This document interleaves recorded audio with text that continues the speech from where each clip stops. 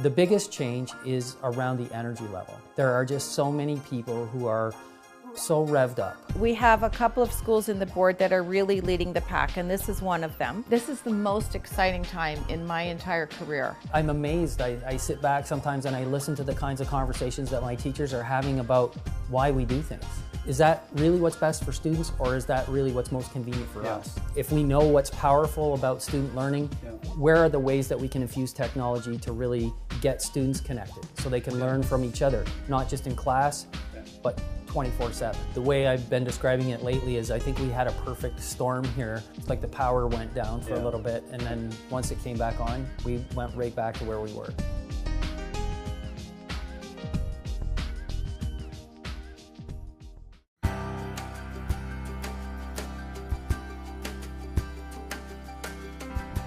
Central Peel is an older school for the Peel District School Board. I think we just passed our 53rd birthday, one of the oldest schools in Brampton. The student population right now is around 950 students. And the community has gone through a lot of sort of demographic shifts over time. Every year, at least in the recent past, our school has been sort of identified as a school that has high social risk indicators, meaning that there are a lot of sort of socio-economic challenges that many of our students in the community face. So this is my third year at the school, so I'd say the first year I arrived, the school was suffering from what I would call maybe a lull in self-esteem. Our school had suffered from, I would say, 3 or 4 years of declining enrollment. Student achievement EQAO scores had all been on a declining trend over the previous sort of 3 or 4 years. And the staff here weren't quite sure how to address all of those issues, and the energy level just felt kind of depressed. Our graduation rates were significantly lower than the board average, and at the same time students are telling us that there's maybe a disconnect between what's happening out there, how they're learning outside of school time, and how they're learning inside of school. And then that fueled a 2-year-long conversation about how we would address that. So, I just tried to create an environment which is the culture of yes. It sounds like a small thing, and it's not. It's huge. We started to see this shift in the staff where people were suddenly working together, and we were happier, and people were just getting along, and we were excited. The deconstruction of teaching practice and what we think is really effective and powerful about what we do in a classroom just invigorated my whole staff. It's this committee that we've established, and we're calling it CP21, Central Peel 21st Century Committee. And that was a sort of new version of what used to be our computer committee. And the committee grew from 8 people to 30 people kind of overnight. And then last year, he wanted to have some extra resources around moving our vision forward. So we created this cross-curricular head of instructional technology. We had some assemblies with students to unveil, I guess, the new framework, and to let them know, to be very transparent with our program and what we're trying to accomplish. For years, we had been telling students, you cannot bring your devices, put them away, we don't want to see them, we don't want to talk about it. And we had a student assembly where the first thing I said to the students was, bring out your cell phones. Let's see what we can do with them. I think technology is fantastic because it allows students to do so much more than what they were able to do in the past. And I'm not talking about just typing up their essays. They can collaborate with each other or with students in different countries. They can create things that we've never been able to create before. They can get information anytime, anywhere. So technology is beautiful because it allows them to do so much. I have a lot more options now with the different types of technology with an LCD projector.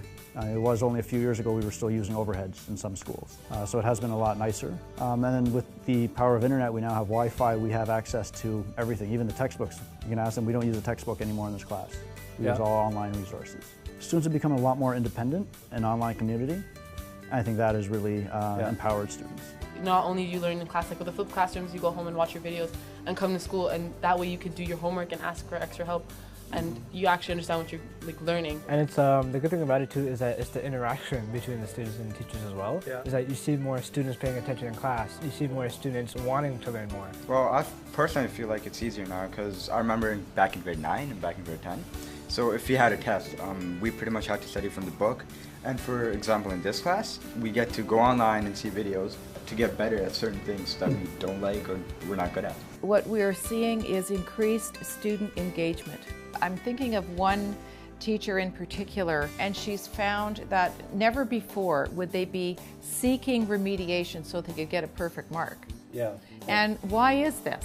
Yeah. Well, it's because the way she structures her lessons are more game-like. And so if they don't get a perfect score, if they get a 7 out of 10, that's not good enough. And how do you know as a teacher whether students are progressing, let's say? I have seen some increases in marks, doing progressively better. More engaged students, especially online, doing mastery tests and that sort of thing with instant feedback. Each year we've increased the number of labs, which tells me they're capable of handling more labs and less content. So my role has changed drastically from, I think, since 2 years. Before that it was all talking and lecturing. Now it has changed to now I'm not anymore like sage on the stage, so I'm facilitating them, I'm guiding them, and it's good because I can differentiate my instruction also, and I can give more one-on-one attention. I think my role is to provide opportunities and tools for these guys to learn at their own pace. That's one of the reasons I like the flipped classroom, because I find they can pause the video, they can watch it again. Every day I can come and see what all the students are up to. I know where they're at in their learning, whereas before I had to wait till the assessment. When we started, it was hard because we were a few isolated teachers, but now we are creating a culture in the school, and that's extremely important because when kids come to my class and they've been exposed to this method before, they have, oh, we are doing the same thing that I did in X and Y class. I know what is all about. Is not the element of novelty is not there anymore, and it helps me to jump directly into the topic. So it helps when more people get on board. Now teachers are much more available to go around and say, what do you need? Certainly at the school level, I'm trying to facilitate or empower the teachers to decide what is most important about their teaching practice and how can I build a structure or a support system around what they're doing. We have invited other schools to come in and to have a dialogue with them about what they're using, what we're doing, what can we learn from each other. I use Twitter now extensively, both my own personal account, and we now have a school Twitter account. It's not about using the gadget per se, but it's about, am I connecting? The power of collaboration isn't just about sharing knowledge, it's about building relationships. And now we're seeing just a tremendous amount of relationships, professional relationships built between teachers who can share that professional expertise. We were feeling more in a box before. Now it's creative. We are asking people to be creative. We are asking them to think outside the box. And I think Lawrence has done a great deal to bring his staff along, raise awareness around the power of technology, and someone who thinks outside the box is not afraid to really explore and put this school on the map. Where we were with the graduation rate has already improved.